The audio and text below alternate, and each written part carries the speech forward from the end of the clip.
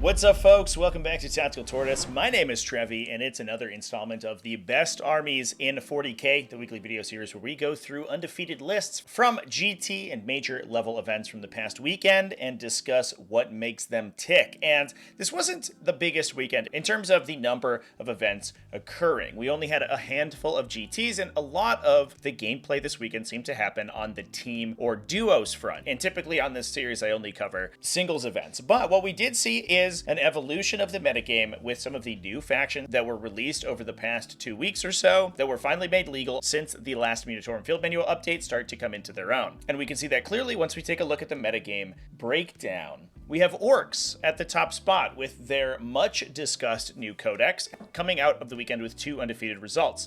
Both at the South Coast GT and a 4-0-1 list at the Lincon GT. Space Marines also continued to do fairly well with 2 separate chapters going undefeated. Black Templars at the Turbulent GT and Dark Angels at Midwest Conquest. That event was streamed over by our friends at War Games Live. Please go check them out if you want to see some coverage of that GT in particular. Similarly, Necrons took down the Corsair Open, and that event was streamed over on the Breaking Heads DE channel. So you can check that one out if you want to see some European event coverage. Thousand Suns went undefeated at the Carnage Warp Surge event. And last but certainly not least, Grey Knights, even after their recent nerfs, continuing to do well at the Hugar x Hugar Homo Ludicus GT. And with that, we are going to dive into some list discussion. Let's talk about Orks first. And normally I will choose one list out of each of these factions to discuss, but because Orks are so new and we didn't have too many GTs this weekend, I'm actually going to talk about both Ork lists that went undefeated. The first one, coming from the South Coast GT, at a 5-0 record was Tom Green with a Bully Boys detachment. This is the detachment focused on knobs and war bosses.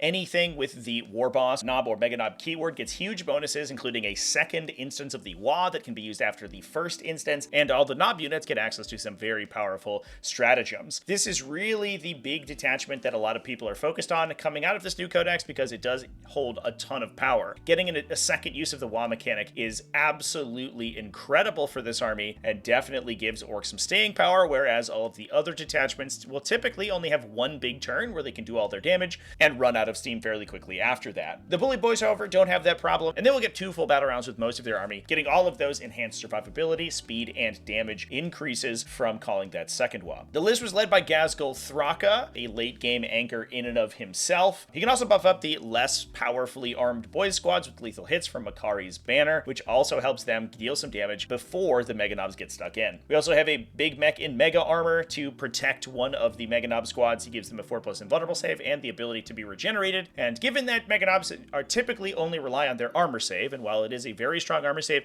and can be buffed by Armor of Contempt from the faction against shooting, they can go down to exceptionally high AP, high damage weapons that can punch through their Feel No Pain that they get when the WA is active. The Big Mech in Mega Armor obviously stops that and gives the units more staying power. We then had 2 Mega Armored War Bosses as well as a Standard War Boss. With 3 units of Mega Knobs for those Armored War Bosses and the Big Mech to attach into, Gaz, I think, is just going to be running solo this time around, although he is just fine solo since he is protected by Makari's 2+ invulnerable save until that guy fails 1 and dies. We then had 2 units of Boyz, no attachments for those guys, just going to be added in there as some additional objective control and punching power. They do have objective secured, so the ability to lock in objectives when you take them, which definitely helps the army with its forward momentum. It wants to be pushing super far forward into your opponent's deployment zone. It doesn't really want to have to leave too much behind on the objectives in the center of the table or back in their deployment zone to hold it down, unless we're talking about smaller Gretchen units. We then have a big unit of 10 knobs for the Foot War Boss to jump into, 1 unit of Storm Boys and 2 units of War Bikers, and one little piece of technology that I like in this list, and one thing that gets overlooked by a lot of Bully Boys lists that we've been seeing having success more recently is a lack of these kind of small trading units.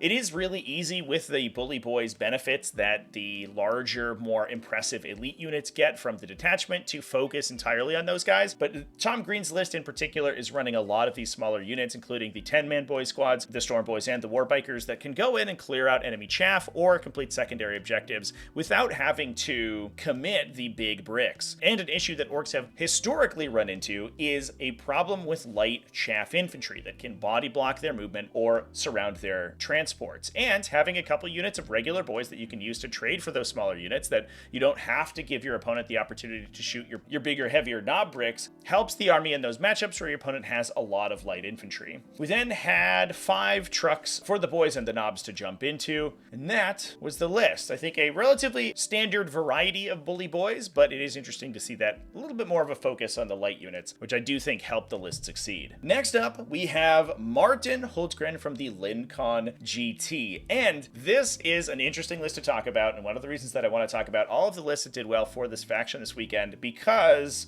Martin was running a Dread Mob. Now, Dread Mob's got a lot of discourse since the Codex came out. It definitely looks powerful on paper, but it has not been seeing success, at least in its first weekend of release. It had an abysmal win rate and did not see any solid results in GTs. That said, Martin was able to take the list to a 4-0-1 record at the Lincon GT. This was using a differential scoring system, so WTC style scoring, so a 10-10 draw is actually fairly likely in that system of scoring, since you have to beat your opponent by at least 5 points in order to win at least 11-9. So we can't really hold that draw against the list, since they happen so often using that scoring system. Now, this list was running 3 mechs with shock attack guns, one of them with the Git Finder goggles to give the unit the big mech was attached to ignore cover. Those 3 big mechs had 3 units of Ludas that they could join into. Now, the big mechs grant their attached unit reroll 1s to hit.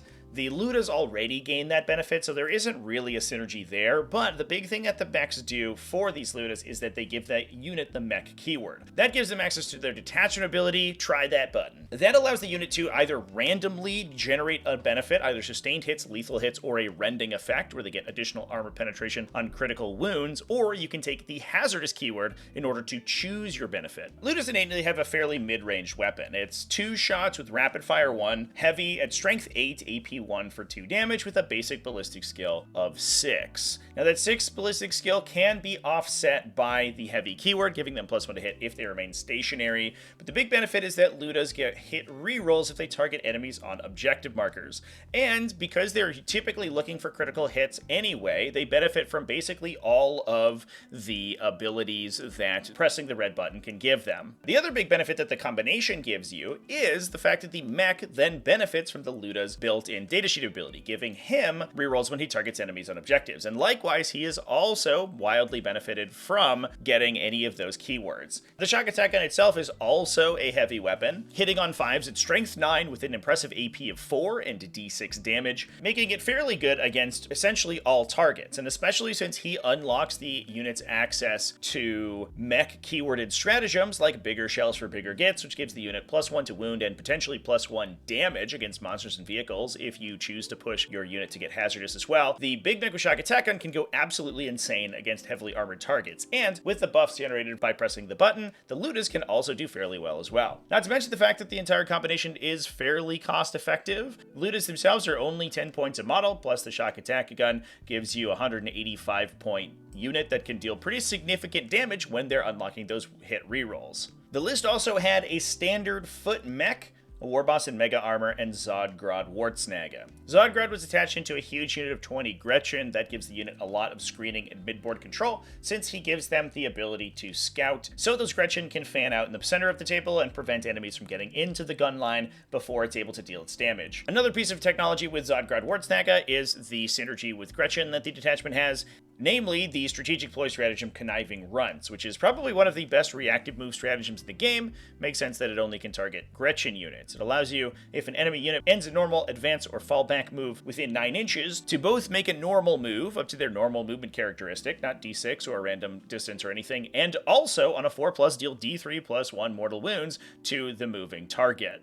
Whereas most reactive moves move a random distance and have no other effects, this one is incredibly effective and can make maneuvering around that big, huge 20 model Gretchen unit incredibly difficult. We then had 2 additional units of Gretchen to act as utility, and 2 trucks. Those guys could embark any combination of the Ludas alongside the 2 units of flash kits that are in there, just to add a little bit of additional shooting and some skirmishing. On top of that, we had some vehicle support to benefit from the vehicle synergies that the faction brings, including a battle wagon and a Gorka Gorgonaut. The Gorgonaut is especially important because it has huge synergy with the Army's stratagems. Most of the Army stratagems target Orc walkers, including Clanking Claws to give additional strength and damage in melee, Superfueled Boiler to give the unit assault, the aforementioned bigger shells for bigger gets, and Daka Daka Daka to give it hit rerolls. Potentially trigger additional critical hits, which could then benefit from the pressing the button abilities that the Gorgonaut's impressive number of ranged attacks will gain. Last but certainly not least, inside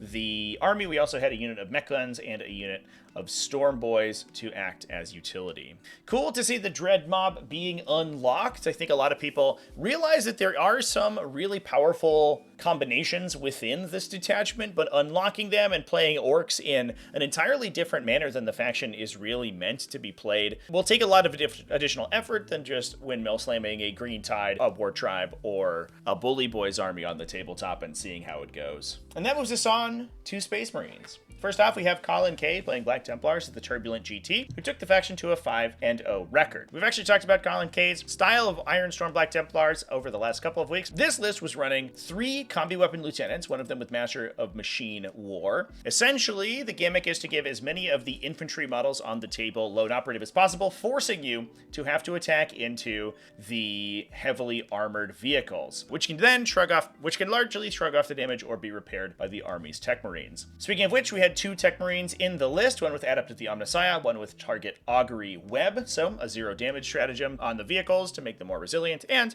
the Target Augury Web giving them lethal hits, alongside an Emperor's Champion to just act as a counter-punching melee threat. We then had 2 Black Templar Lancers and 4 Repulsor Executioners, including a Black Templar's Repulsor Executioner, which pays extra points for the pintle-mounted multi-melta, and 3 Standard Repulsor Executioners, alongside a Land Raider Redeemer. The Repulsor Executioners have extensive synergy with the Ironstorm Spearhead. It seems like the list was entirely built around them. They could use Mercy's weakness to gain 5-up critical hits, gaining both lethal and sustained, targeting a weakened enemy unit within range of the Target Augury Web on 5-ups. They then also get floating rerolls for their Laser Destroyer, making them good against literally any target in the game, their own defensive stratagems, and Adept of the Omnissiah. These things can be relatively tanky as well. Top that off with their Land Raider Redeemer that can hold down the mid-board and ensure that the longer ranged vehicles can trundle around the sides and get the lines of sight that they want while the Redeemer pulls fire from them, and it's no wonder that this list did incredibly well. Now, that's not the only Ironstorm Spearhead to be doing well today, because we also saw Jeremy Capco at the Midwest Conquest GT go undefeated with a Dark Angels variety. This list was running a lieutenant with combi weapon with Master of Machine War, plus 2 Tech Marines, one with Adept of the Omnissiah, and the Target Augury Web. So basically the same thing that we just talked about. We then had 3 Inceptor squads to act as utility. One was 6 models, however, with Plasma Exterminators, so giving the list a little bit more reach than a classic Ironstorm Spearhead typically does. One downside of the large heavy vehicle is that while they do have the ability to advance and charge thanks to Master of Machine War, it can't be everywhere, and it is possible to prevent them from gaining line of sight simply by movement blocking them or hiding yourself behind particularly voluminous terrain. The Inceptor squads have no such compunctions, however. These guys can drop out 3 inches away from enemies and basically just blast away whatever you need to. So even if your opponent is hiding and scoring points passively, the Inceptor squads always have the opportunity to drop in and blow them up. In addition to that big 6-man Plasma Exterminator squad, we had 2 units with Assault Bolters to act as more lighter utility units. We then had an Infiltrator squad, a Ravenwing Dark Shroud to protect the front line of the army, plus 3 Redemptor Dreadnoughts, a Repulsor Executioner, and 2 Scout squads to act as utility. The Dark Angels variety of this style of list is much more focused on resilience, with the Redemptor Dreadnoughts plus the Ravenwing Dark Shroud being -1 to hit from stealth and -1 damage from the Redemptor's own built-in ability, and tacking that all on top of Adept of the Omnissiah. And I appreciate that it has a little bit of plasma theme, with all of the Redemptor Dreadnoughts packing macro plasma incinerators and those 6 Inceptors with plasma weapons as well. So it follows along the traditional Dark Angel strengths. Moving on from there, we can move to Thousand Suns. Chris Querden went undefeated with the faction at the Carnage Warp Surge event. Chris was running Ahriman on a Disc of Tzeentch, plus 2 Exalted Disc Sorcerers to slow down enemy units and act a little bit as utility units themselves. One of them was rocking Lord of Forbidden Lore to be able to copy the army's Cabalist ritualistic rituals. We had the traditional Arcane Vortex equipped Infernal Master, plus 2 additional Infernal Masters, one of them with the Umberlific Crystal, to allow his unit to teleport around the table. We then, of course, had Magnus the Red and a bunch of Rubric Marines to attach those characters into. Importantly, one of the Rubric Marine squads was a 10-man squads with Warflamers. These are traditionally attached to Ahriman to benefit from his +1 to wound, and kind of act as a bit of a counterpunch. These guys can stand out of line of sight blockers on the Thousand Sun side of the table, generate Cabal points passively from Ahriman's impressive bank of 3, and then use Lord of Forbidden Lore to move a couple times up to the center of the table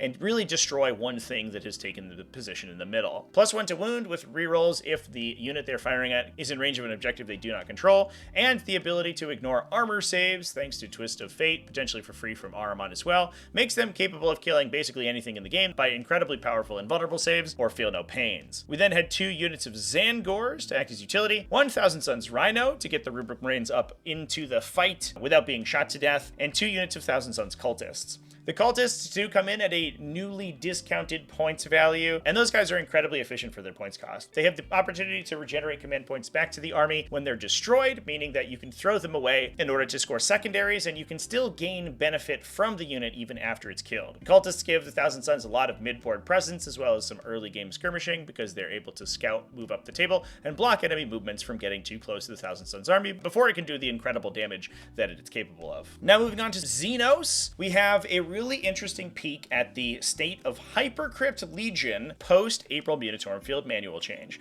Now, the April Munitorum Field Manual brought a host of immensely damaging changes to Hypercrypt Legion, including massive points increases to many of their crypt techs, many of the melee counterpunches that the detachment used in order to control the middle of the table, essentially all of the Catan shards especially, and the biggest fulcrum of the army, the Monolith. However, Fritz Peters at the Corsair Open took the detachment anyway, running 2 Chronomancers, one with the Hyperspatial Transfer Node, Illuminor Ceres, and interestingly, the Silent King, essentially taking the spot of those 2 Catan shards that the army had played traditionally. This guy has the opportunity to grant rerolls in an aura, which can significantly buff up a lot of the Necron ranged attacks, not to mention the fact that he himself brings a pretty impressive melee profile and a bunch of ranged attacks as well. We then had 2 units of Immortals with Tesla Carbine, those guys likely being attached with the Chronomancers to give them the ability to move and shoot. You can then use the Monolith that is present in the army to teleport up the table, drop the Mortals off into an aggressive position, give them rerolls from the Silent King, and then gaining full wound rerolls when attacking enemies holding objectives, fire, do some impressive damage with their Tesla Carbines, and then use the Chronomancer's move to move them onto enemy objectives. Once you're dealt with all of that, taking up the middle of the table, including that Monolith and the Silent King, and given that the Monolith can get a 4+ invulnerable save from the detachment's stratagems, that is a lot of beef to deal with. There were also 2 Doomsday Arks sitting in the back. Doomsday Arks have incredible synergy with the Hypercrypt Legion since they're able to reposition around the table in order to get lines of sight with their immensely damaging guns. The biggest downside of Doomsday Arks is that they are ponderous to move, and your opponent really doesn't want to be seen by them, so despite the fact that they have almost infinite range on most 40k tables, they aren't in a position to make use of it. However, with the ability to jump off the table, skirt most of the most dangerous enemy shooting, and get the lines of sight that they want, to then remain stationary on future turns and gain the benefits of heavy and devastating wounds, these guys can just sit in the back and do immense damage, while the bigger, heavier, tankier units in the center of the table pull away enemy anti-tank fire and allow the Doomsday Arks to do their deadly work. We then had a couple of utility units, 2 units of Canoptech Scarabs that could be buffed with objective control from the Chronomancers or Illuminor Ceres, plus, interestingly, a Canoptech Reanimator. Given that the army is focused very heavily on huge vehicles, including the Silent King, the Canoptech Reanimator buffing the amount of damage reanimated from reanimation protocols and allowing that guy to teleport up the table to follow around the larger units makes a ton of sense. There aren't many situations in which you can find use of the Reanimator's relatively narrow aura, but this does seem like a list that could potentially do so. It's really cool to see Hypercrypt Legion continue to do well after a lot of people wrote off the detachment after it was nerfed. However, I do think that the gunline variety of the detachment is definitely the way to go, and was one incarnation of the Legion that did not see any changes. Now, last but not least, for this week in Best Armies in 40k, we have Grey Knights taking down the Hugar x Hugar Homo Ludicus event. Tequila RR went undefeated with the army, even after all of their points increases that they received in the recent update, taking 3 Brotherhood Librarians. We're back to the Brotherhood Librarian lists of the early parts of the edition. These guys have the ability to do insane damage with mortal wounds with a special ability in the shooting phase, and because it's not actually shooting, they act as excellent utility units, since they're able to do that and also perform necessary actions. We also had 2 units of 5 Brotherhood Terminators to join the 2 of those Librarians into. The Brotherhood Terminators have a lot of synergy with the Librarians since they give the Librarian the benefit of his leadership ability, a 4+ feel no pain against mortal wounds and psychic attacks. That means that when the Brotherhood Librarian perils with his Vortex of Doom and potentially does damage to the unit that he's attached to, they have a 4+ chance to shrug that damage. On top of that, the Terminators have Narthessium in the unit, which can bring back 1 destroyed Terminator every round, and given that they're already difficult to kill with a 4+ invulnerable save and a 2+ armor save, and a lot of the reactive effects like Mist of Deimos that the Grey Knight Teleport Strike Force gives them access to, it's incredibly difficult to pin them down and stop that Terminator from regenerating. We then had 1 Strike Squad alongside Inquisitor Lord Kyria Draxus, who could potentially join into that squad,